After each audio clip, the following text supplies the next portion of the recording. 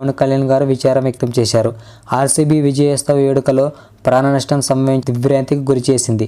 చనిపోయిన వారిలో పిల్లలు కూడా ఉండటం మరింత బాధాకరం.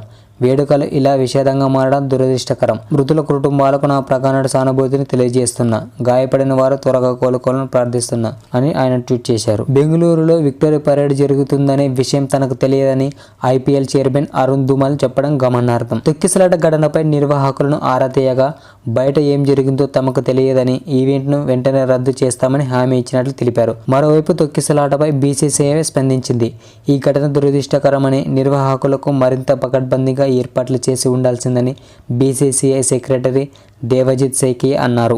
బెంగళూరులో ఆర్సీబీ విజయోత్సవాల్లో జరిగిన తొక్కిసలాటపై BCCI vice president Rajeev Shukla విచారం వ్యక్తం చేశారు. ఇలాంటి ఘటనలు ఏ రాష్ట్రంలోనైనా జరగవచ్చు. దీనికి అధికార పార్టీని నిందించకూడదు, రాజకీయం చేయకూడదు. బీజేపీ రాష్ట్రాల్లో జరిగిన వారిని నిందించకూడదు. భారీగా ఫ్యాన్స్ వచ్చారు. ఫ్రాంచైజీ కూడా ఇంతమంది వస్తారని ఊహించలేదు. మృతుల కుటుంబాలకు సాయం అందించడానికి ప్రయత్నాలు జరుగుతున్నాయి అని ఆయన చెప్పారు. బెంగళూరు చిన్నస్వామి స్టేడియం వద్ద జరిగిన తొక్కిసలాటపై కర్ణాటక సీఎం సిద్ధరామయ్య గారు, పొలిటికల్ సెక్రటరీ నాసిం అహ్మద్ స్పందించారు. ఇది ఎవరూ ఊహించిన ఘటన. నిన్నటి ఫైనల్ మ్యాచ్ తర్వాత తక్కువ సమయమే ఉండటం వల్ల పూర్తి స్థాయిలో ఏర్పాట్లు చేయలేకపోయాం.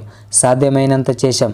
చాలామంది ప్లేయర్లకు ఇతర కమిట్మెంట్స్ ఉన్నందున సెలబ్రేషన్స్ ఇవాళే నిర్వహించాల్సి వచ్చింది అని ఆయన చెప్పారు. బెంగళూరు తొక్కిసలాట ఘటనపై ప్రధాని మోదీ స్పందించారు.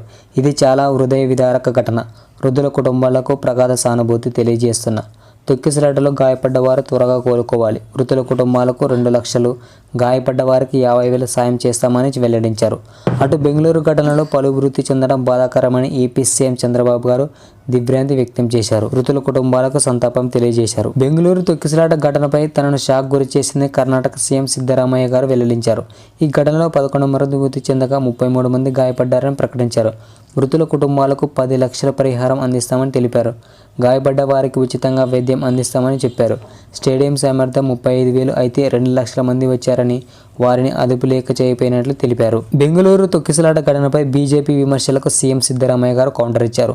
కుంభమేళాలో తొక్కిసలాట జరిగినప్పుడు ఏం చేశారని ప్రశ్నించారు. ఘటనపై మెజిస్ట్రియల్ విచారణకు ఆదేశించారు. మిషన్ 15 రోజుల్లో నివేదిక ఇవ్వాలన్నారు.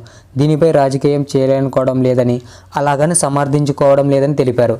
స్టేడియం గేట్లు బద్దలు కొట్టుకొని ఫ్యాన్స్ లోపలికి దూసుకొచ్చే సమయంలో ఘటన జరిగినట్లు ప్రాథమిక సమాచారం ఉందన్నారు. బెంగళూరు ఆర్సీబీ సంబరాల్లో జరిగిన తొక్కిసలాటలో 11 మంది అభిమానుల ప్రాణాలు బలి తీసుకుంది. ఈ ఘటనలో తప్పెవరిది?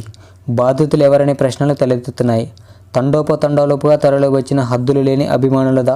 ఇంత జనసమూహం అంచనా వేయలేని పోలీసులదా? హడావిడిగా ఈవెంట్ నిర్వహించిన ఆర్సీబీ యాజమాన్యానిదా?